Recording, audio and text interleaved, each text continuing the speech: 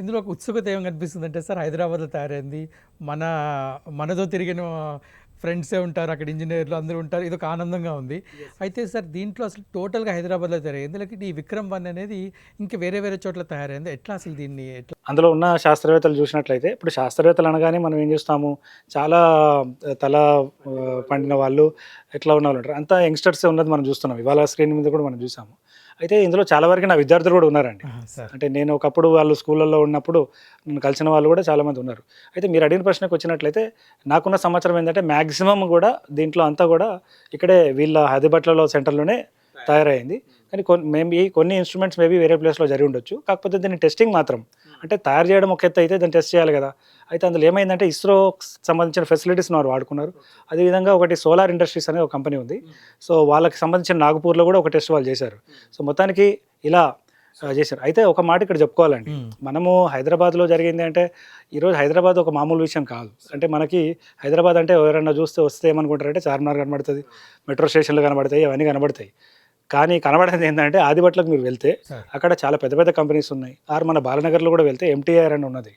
So ఈ companies అన్ని కూడా ఏం చేస్తున్నాయి అంటే, చాలా పెద్ద లెవెల్‌లో వాళ్ళు కంట్రిబ్యూట్ చేస్తున్నారు. అంటే ఒక మాటలో చెప్పాలంటే, యాక్చువల్‌గా యుద్ధ విమానాలు అనేది ఒక యుద్ధంలో యుద్ధ విమానాలు చాలా పెద్ద రోల్ ప్లే చేస్తాయి. అట్లాంటి యుద్ధ విమానాలే తయారయ్యే, యుద్ధ విమానాలకు సంబంధించిన వింగ్స్ మన హైదరాబాద్‌లో తయారవుతున్నాయండి. మీరు ఒకవేళ సెర్చ్ చేస్తే మన ప్రేక్షకులు, F-16 లాంటి యుద్ధ విమానాలకు సంబంధించిన వింగ్స్ మన హైదరాబాద్‌లో తయారవుతున్నాయి. సో డెఫినెట్‌గా అందులో రాకెట్ ఇంజిన్స్ తయారవడం అదేం మామూలు విషయం కాదు. కానీ ఒక విషయం, తయారు చేశారు, మరి సక్సెస్‌ఫుల్ అవుతుందా లేదా అనే దానికి నిరూపించిన రోజు ఈ రోజు అని చెప్పుకోవాలి. సార్, అయితే దీంట్లో ఈ లాంచర్లో ఎన్ని ఉపగ్రహాలు ఇవాళ వెళ్ళినాయి?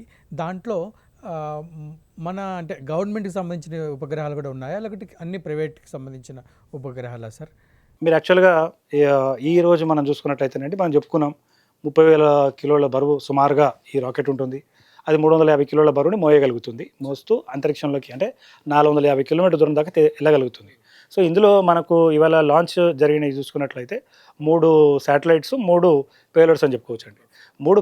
అంటే 350 కిలోలలో అతి బరువైన ఉపగ్రహం ఏది అంటే, మనకి ఇక్కడ ఈ స్కోప్ అని చెప్పేసి, ఇది స్కై రూట్ వాళ్ళదేనండి ఈ స్కోప్ అనేది. సో ఇక్కడ మనం చూడొచ్చు. సో ఈ స్కోప్ బేసికల్ ఏంటంటే, ఇక ముందు స్కై రూట్ చేయబోయే లాంచ్లకు సంబంధించిన ఎన్నో టెక్నాలజీస్ని టెస్ట్ చేసే ఒక ఉపగ్రహం అనమాట అండి. అంటే అది బేసికలీ ఒక టెక్నాలజీ డెమోన్స్ట్రేటర్ అంటారు దీన్ని. సో దానికోసం అది పనిచేస్తుంది. సో దాని తర్వాత అది కూడా, అంటే మొత్తానికి ఒక విషయం ఏం చెప్పాలంటే, ఇప్పటిదాకా ఉన్న సమాచారం ఏంటంటే సక్సెస్ఫుల్గా ఈ ఉపగ్రహాలు కక్షలో ప్రవేశపెట్టాయి, అవి పనిచేయడం కూడా మొదలుపెట్టినాయి. సో రెండో ఉపగ్రహం వచ్చేసేసి గ్రహ స్పేస్ అనే ఒక కంపెనీకి సంబంధించిన ఉపగ్రహం అండి. దాని పేరు సోలారస్ శాటిలైట్ అని. ఇది ఒక లో ఎర్త్ ఆర్బిట్లో శాటిలైట్గా పనిచేస్తుంది. అంటే ఆ కంపెనీకి ఇది మొదటి ఉపగ్రహం అనమాట. అదేవిధంగా కాస్మోస్ సర్వ్ స్పేస్ అనే ఒక కంపెనీ ఉంది. వాళ్ళకి సంబంధించిన ఎంబ్రేస్ అనేది ఒక మిషన్ లాంచ్ చేశారండి. సో ఈ ఎంబ్రేస్ అని మీరు చూస్తే 2 చేతుల్లా ఉన్నాయి. సో బేసికల్గా ఈ మధ్య ఏమవుతుందంటేనండి, గత 1950 నుంచి కూడా మనం ఎన్నో శాటిలైట్స్ని రాకెట్ లాంచ్ చేస్తూ ఉన్నాం. సో తర్వాత ఏమవుతుందంటే, లాంచ్ చేసిన తర్వాత కాలం చెల్లిన రాకెట్కి సంబంధించిన నట్లు, బోల్ట్లు, లేదా కాలం చెల్లిన ఉపగ్రహాలు ఇప్పటికీ చెత్తలాగా భూమి ఎర్రదొడుపులో తిరుగుతాయి. అయితే ఇప్పుడు దాన్ని ఎలా సాల్వ్ చేయాలనేది విశ్వవ్యాప్తంగా ఎన్నో దేశాలు, స్పేస్ ఏజెన్సీస్ కానివ్వండి, ప్రైవేట్ కంపెనీస్ కానీ ఆలోచిస్తున్నాయి. అయితే ఇవాళ ఏం జరిగిందంటే, ఈ మిషన్లో ఈ ఎంబ్రేస్ అనే ఒక ఉపగ్రహం ఏం చేస్తుంది అంటే, ఇది స్పేస్ డెబిస్ని క్యాచ్ చేసే కేపబిలిటీ, అంటే ఆర్మ్స్ ఉంటాయి దీనికి. Inorbit demonstration of robotic arms. ఆ ఆర్మ్స్ సరిగా పనిచేస్తుందా, ఆ చెత్తను పట్టుకోగలుగుతుందా అనేది సంబంధించిన ఉపగ్రహం అని వారు చెప్తా ఉన్నారు. అయితే అదే కాకుండా దీంట్లో జర్మనీకి సంబంధించిన ఒక పేలోడ్ ఉన్నదండి. దీన్ని UD3PP అండ్ MD3RN అని చెప్పేసి వాళ్ళు పిలుస్తూ ఉన్నారు. ఇది DCU బెడ్ అని చెప్పేసి ఒక కంపెనీకి సంబంధించిన ఇదనమాట. అయితే ఇంకో ఆసక్తికరమైన పేలోడ్ ఇందులో ఏంటంటే, ఇది కాస్మోస్ డైమండ్స్ అనే ఒక కంపెనీ ఉంది. వాళ్ళకి సంబంధించిన కాస్మిక్ బ్లూమ్ అనమాట. ఇది ఒక ఆర్ట్ అని చెప్పొచ్చు, ఆర్టిస్టిక్. వీళ్ళు ఏం చేశారంటే, ఈ ల్యాబ్ గ్రౌండ్ డైమండ్స్తో కూడిన లోటస్ లాగా ఉన్న ఒక చిన్న దీన్ని వాళ్ళు పంపించారు, పేలోడ్ని పంపించారు. అంటే మీరు చూస్తే ఇక్కడ చూడండి ఎంత ఆసక్తికరంగా మనకు ఇక్కడ ఈ స్క్రీన్లో కనిపిస్తుంది. ఆల్మోస్ట్ ఒక లోటస్ని కూడా మనము, అంటే ఆ లోటస్ ఏది, డైమండ్స్తో కూడిన లోటస్, దాన్ని పంపించడం జరిగింది. సో ఇట్లాంటి డిమాండ్స్ కూడా వస్తాయండి. ఓకే. రానున్న రోజుల్లో ఈ కంపెనీస్కి చాలా మంచి బిజినెస్ ఉండబోతా ఉన్నది.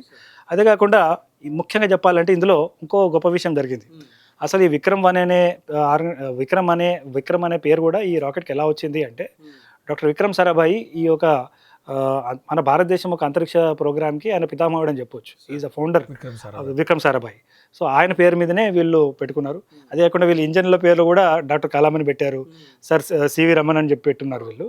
సో అది అయితే ఇవాళ ఒకటి ఏం జరిగిందంటే ఇందులో ఒక పేలోడ్ ఏంటంటే మైక్రో ఆర్ట్ ట్రిబ్యూట్. అంటే అజయ్ కుమార్ మటేవాడ అనే ఒక వ్యక్తి 18 క్యారెట్ గోల్డ్లో ఉన్న 3 స్కల్ప్చర్స్ని తయారు చేశాడండి.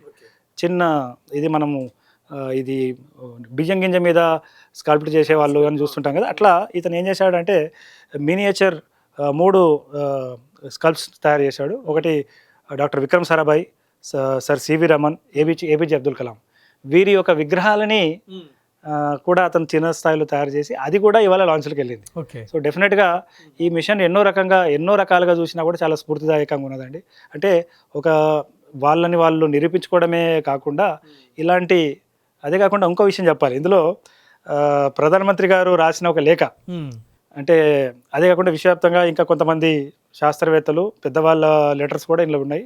సో ఇవాళ ప్రధానమంత్రి గారు అందులో ఏం రాశారు అంటే ఇప్పుడు మన వందే మాతరం గీతానికి 120 సంవత్సరాలు ఏదో జరగబోతుందంటండి. సో దాన్ని పురస్కరించుకొని అంటే ఆయన రాసినప్పుడు అది ఉద్దేశం లేదట ప్రధానమంత్రి గారికి. అంటే మొత్తానికి ఏం చెప్పొచ్చు అంటే ఇవాళ మనకి డిస్కషన్లో చెప్పారు లాంచ్ అయిన తర్వాత మన వందే మాత్రం కూడా అంతరిక్షంలో చేరింది అని అని అని చెప్పిన పరిస్థితి ఈరోజు మనకి. అంటే సార్ ఇప్పుడు మీరు ఇంతకుముందు ఎక్స్ప్లెయిన్ చేసినప్పుడు ఆ మినియేచర్ ఫామ్లో వారి యొక్క బొమ్మలు ఎట్లయితే బియ్యం గింజ మీద వేస్తే అట్లా 18 క్యారెక్టర్స్ మీద వాళ్ళ బొమ్మలు వేసి అవి అంతరిక్షంలోకి వదులుతారా సార్, వదిలేస్తారా ఇట్లా ఏంటి? అంటే వదులుతారండి. అంటే మొత్తానికి ఇక్కడ చెప్పేది ఏంటంటే వాళ్ళని అంతరిక్షంలోకి అంటే వారు బతుకున్నప్పుడు అంతరిక్షంలో వెళ్ళే అవకాశం వాళ్ళకి రాలేదు. ఓకే. సరే వారు లేకున్నా వారి యొక్క విగ్రహాలని ఒక స్ఫూర్తిదాయక ట్రిబ్యూట్గా ఆ వ్యక్తి రాశాడు. సో ఇక్కడ మనం చూడొచ్చు చాలా క్లియర్గా చాలా ఆసక్తికరంగా ఉన్నాయి. సో మన ప్రేక్షకుల స్క్రీన్ మీద చూడొచ్చు. అంటే ఇట్లాంటి ఆసక్తికరమైన విషయాల్ని కూడా అంటే శాస్త్రవేత్తలకు సంబంధించిన ఉపగ్రహాలని అంటే వాళ్ళకి సంబంధించిన ఉపగ్రహాలని వాళ్ళు చేయడమే కాకుండా ఇట్లాంటి మినియేచర్ ఆర్ట్స్ వర్క్స్ని కూడా మనము తీసుకెళ్లే అవకాశం ఇందులో ఏర్పాటు అయ్యిందని చెప్పుకోవచ్చు. సార్ ఇది స్కై రూట్ అనే సంస్థ గురించి సింపుల్గా ఒక 2 నిమిషాలు. అంటే ఇప్పుడు వాళ్ళు ఆల్రెడీ ఈ ఉపగ్రహాలు అంటే ఇది ఎన్నో ఉపగ్రహం వాళ్ళది ఉపగ్రహాలు అయితే ఇది మొదటిసారి వాళ్ళు చేస్తున్నారని చెప్పుకోవచ్చండి. అంటే కక్ష ఇది ఎందుకంటే first orbital rocket launcher first Skyroot వాళ్ళది ఫస్ట్ రాకెట్ లాంచరు. అవును. సో వాళ్ళకి ఆల్రెడీ ఇంతకుముందు ఏమన్నా ఉపగ్రహాలు ఉన్నాయా? అంటే అండి వాళ్ళ దగ్గర శాటిలైట్స్ ఏమైనా ఉన్నాయా? ఇది రాకెట్ తయారు చేసే కంపెనీ అండి. ఓకే. అంటే మన హైదరాబాద్లో ఏంటంటే 2 రకాల కంపెనీస్ మనకు 2 కంపెనీస్ ఉన్నాయి. సార్ స్కై రూట్ ఏమో రాకెట్లు తయారు చేస్తుంది. అంటే రాకెట్లు ఏంటి రాకెట్ లాంచరు ఉపగ్రహాలను కక్షలోకి తీసుకెళ్లే కంపెనీ. ఇంకోటి ధృవ స్పేస్ అని ఉన్నది. ఈ ధృవ స్పేస్ వాళ్ళు ఏంటంటే వాళ్ళు మీకు వీళ్ళు శాటిలైట్ని తయారు చేస్తారు, వాళ్ళు ఉపగ్రహాలను తయారు చేస్తారు. అంటే 2 రకాల కంపెనీస్ కూడా మనకు హైదరాబాద్లో వీళ్ళు అందుబాటులో ఉన్నాయి. అయితే ఈ స్కై రూట్ గురించి మాట్లాడుకోవాల్సినట్లయితేనండి బేసికల్గా దీన్ని ఎస్టాబ్లిష్ చేసిన వారు ఫార్మర్ ఇస్రో శాస్త్రవేత్తలండి. అంటే అతను చందానా అని చెప్పేసి ఉన్నాడు, ఇంకా ఇద్దరు వ్యక్తులు ఉన్నారు వాళ్ళు. సో వాళ్ళ నేమ్ రికలెక్ట్ చేయలేకపోతున్నాడు. సో వారిద్దరు కూడా దీన్ని వాళ్ళు ఇస్రోలో వర్క్ చేశారు. అందులో నుంచి రిజైన్ చేసేసి వచ్చి వాళ్ళు పెట్టడం జరిగింది. సో నేను వీళ్ళని ఆల్మోస్ట్ 2018 నుంచి నేను 16-17 నుంచి ఫాలో చేస్తున్నానండి. మొదటగా వీళ్ళు ఇక్కడ హైటెక్ సిటీలో ఒక చిన్న ఆఫీస్ ఉండేది. అక్కడ వీళ్ళు ఏం చేస్తారంటే ఫార్మర్ ఇస్రో సైంటిస్టులను పెట్టుకొని అలా వీళ్ళు మొదటి రోజుల్లో ప్రోగ్రామ్ మొదలుపెట్టారు. తర్వాత కాలంలో ఇప్పుడు ఈ ఫెసిలిటీ ఏదైతే చూస్తున్నారో ఆదిబట్లలో తర్వాత కాలంలో వచ్చింది ఆ ల్యాండ్ ఆ ఫెసిలిటీ అంతా కూడా. సో అలా ఒక హంబుల్ బిగినింగ్తో వీళ్ళు స్టార్ట్ చేశారు. చాలామందికి డౌట్స్ ఉండే అసలు చేస్తారో లేదో ఇక్కడ. అయితే మొత్తానికి ఏమైందంటే 2020లో మన ఇండియన్ గవర్నమెంట్ ఒక స్పేస్ పాలసీతో ముందుకు వచ్చింది. ఆ స్పేస్ పాలసీలో ప్రైవేట్ రంగాన్ని కూడా మేము ప్రోత్సహిస్తామని చెప్పేసి రావడం వల్ల వీళ్ళకి ఇనిషియేటివ్ రావడం జరిగిందండి. సో డెఫినెట్గా ఇప్పటిదాకా ఇట్లాంటి కంపెనీస్ స్కై రూట్ లాంటి కంపెనీస్ స్టార్టప్స్ అని మాట్లాడుకున్నట్లయితే సుమారుగా 400 స్టార్టప్స్ ఉన్నాయని చెప్పేసి నాకు సమాచారం ఉన్నదండి. మరి 400 కూడా సక్సెస్ అవుతాయా అనేది మనం చెప్పలేము, ఎందుకంటే ఇందులో చాలా ఇన్వెస్ట్మెంట్ అవుతుంది. అయితే ఇంకో విషయం ఏంటంటే ఇందులో ఇన్వెస్ట్మెంట్ అంతా కూడా ఇది ప్రైవేట్ ఇన్వెస్ట్మెంట్ ప్రైవేట్ ఇన్వెస్టర్స్ ద్వారానే వారు అంటే FDI కూడా ఉందా సార్ దాంట్లో? అది ఆ సమాచారం నా దగ్గర లేదండి. Totally private invest. Totally completely private ఇన్వెస్ట్మెంటే ఇందులో ఉన్నది. అండ్ ఇప్పుడు ఆ ఇన్వెస్టర్ కూడా ఈరోజు చాలా సంతోషపడుతుండొచ్చు.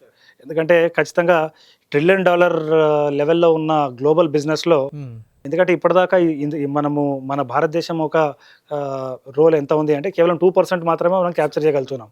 అట్లే వేలాది కోట్ల రూపాయల డబ్బుని ఆర్జించే ఒక బిజినెస్ సెక్టర్లో, స్పేస్ సెక్టర్లో కేవలం 2% మనం తీసుకోగలుగుతా ఉన్నాం. ఎందుకు అంటే కేవలం ఇస్రో ఒక మీదే మనం పెట్టడం వల్ల. సో ఇప్పుడు ప్రైవేట్ కంపెనీస్ కనుక వచ్చినట్లయితే ఆ గ్లోబల్ $1 బిలియన్ బిజినెస్లో ఉన్న ఆ అమౌంట్ని మనం తీసుకురాగలుగుతాం. మన దేశానికి మనము కాంట్రిబ్యూట్ చేయగలుగుతామండి. సో డెఫినెట్గా ఇది చాలా లేట్ అయిందని చెప్పుకోవచ్చు విశ్వవ్యాప్తంగా చూసినట్లయితే. But better than the late.